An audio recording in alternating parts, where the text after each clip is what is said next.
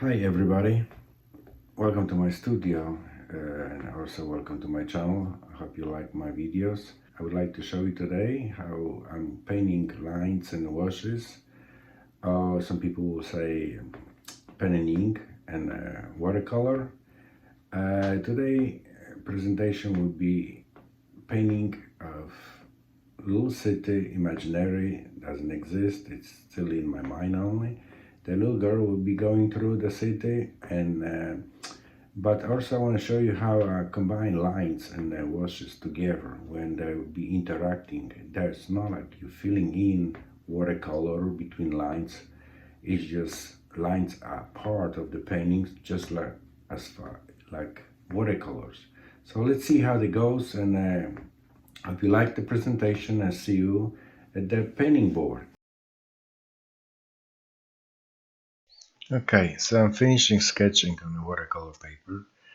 I need to mention that I do the preliminary sketches on a regular paper and did the comps and figure out what I need to do. And the reason for it is that I don't want to erase anything on the watercolor paper. It's so fragile. The moment I'm going to touch with a watercolor, they may change it. And it's just not wise to do that. Right now you see it, I'm just going to make extra lines. Only just preliminary. For me, I'm going to use it now waterproof ink, and since this is my little container I'm using, and this is dip pen 002 thickness, very thin lines, and I'm going with the lines not really just exactly, just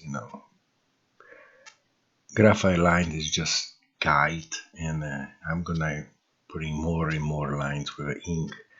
Reason why I'm doing watercolor waterproof ink is that when I go with when I touch the paper with watercolor, I don't want to bleed and smudge. So it's now I'm gonna activate my watercolors, and we'll go with a little wash on the sky, and like you see it, I did a little sky, and as you see, the watercolor ink stay there. I mean watercolor, waterproof ink stay there, and no problem. And so I'm just doing a little coloring to see it if how it will work with uh, if I decided coming with this kind of combination or not.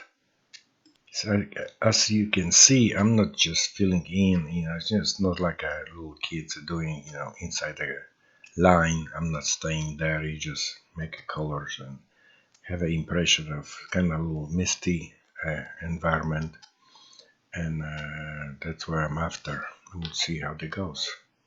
In this shot, you can see it. I'm doing the sort of dry brush. This is flat brush, and not really designed for watercolor, but it's perfect for dry brushing. Doesn't bleed, doesn't hold a lot of paint, but it's a perfect. I'm using watercolor paper hot press, so it doesn't take a lot of color. It's just, but that's where I want to do it and try it how it will go on a hot press color. Now we're doing like a little shadow reflection on a little misty surface of the sidewalk, and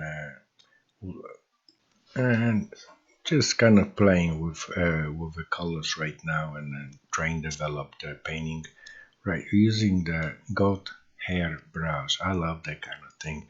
It holds enough like regular high quality brushes, but just my preference. I'm touching now with a little baby blue or sky blue. Um, this is not a watercolor, it's actually in gouache. I mixed the gouache a little bit with baby blue, and see, just got an extra one. I can go on top of it because it's just opaque and doesn't it's not transparent, so they allow me to do those little things. And the little lights, sometimes I just don't decide it on the when I'm painting. So okay, now it's time for ink again. This time I'm using ink, and I'm using Lamy German fountain pen loaded with regular ink which will bleed if I go with the water on it. Sometimes I'm using this effect, sometimes not. In this case, I'm gonna just go with a thin line. It's a extra fine, so it's just perfect. And I'm gonna work using the ink.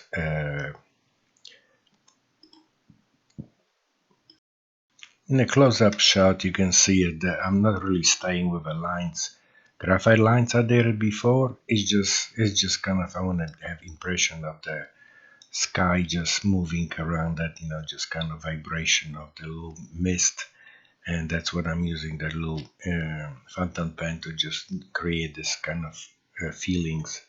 And I just love to work with it. Now it's all like upside down to get the little thinner line, but I work both sides, and on the close-up you can see it.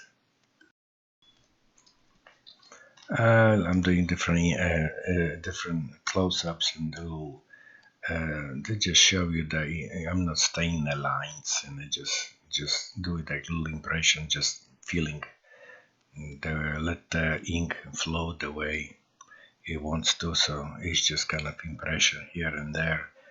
I will create a lot of lines.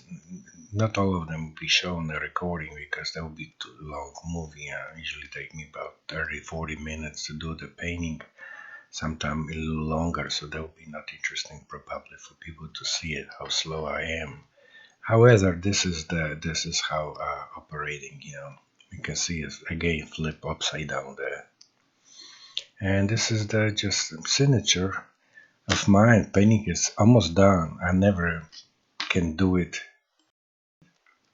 I just have to go after, even if I sign a painting, there's things like there's ready to go, and then I look at the again, it's like, well, no, this area needs some work. Oh, this area needs some work. So there you see it, me there, I'm like, it's not like I'm clumsy, it just got this feeling that I need to touch this area more and more.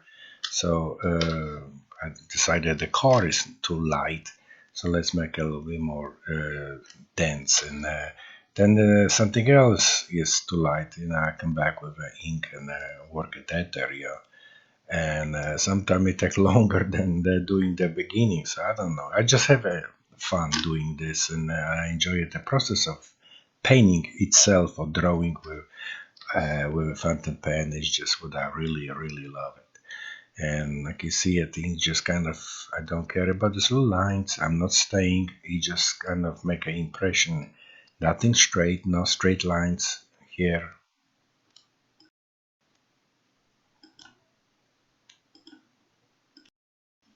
Okay, I think this thing is done. So thank you for watching, and I hope you like it. And if you have any questions or suggestions, let me know. And